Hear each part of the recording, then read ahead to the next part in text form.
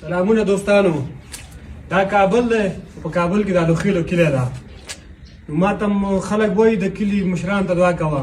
نو زه مشره څنګه دعا کوم؟ ما ته مشر چی کړي 40-50 کاله کېږي دا یوه کوڅه نه ده جوړه. په دې کوڅو کې مړی نه کېږي، ژوندی نه کېږي، مریضان دي، میلمانه راځي. نو ډېر مشکلاتو سره موږ ته مخ یو. د کلي په ملک باندې د الوخیلو کوم ملک چې ده یا کوم وکیلان چې دي، د امارت اسلامي چې کوم مشران دي، یا د کابل چې کوم ښاروال صاحب ده، د هغوی نه زموږ هیله ده، تقاضا ده، امر نه ده چې دلته الوخیل ډېر مشکلات لري. دا کوڅو ته ګوره دا څه حال ده.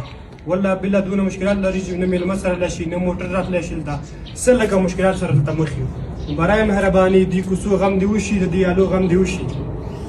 دا داسې ځای کې موقعیت لري الوخیل چې هم کابل مرکز کې ده، چې د طرف ته ښار پروت، د طرف ته اردر قیمت پروت ده.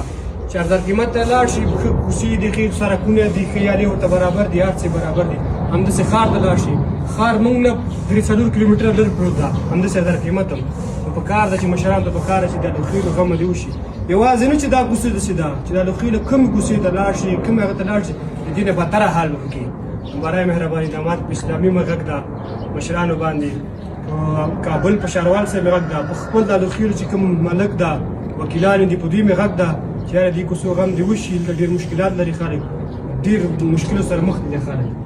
خدای دې وکړي چې دا خبرې په چا بدې ونه لګېږي او زموږ دا ویډیو سره مخکې شریکې تر څو دا ټول ملګري ته ورسېږي او دې باندې اقدام وکړي. والسلام.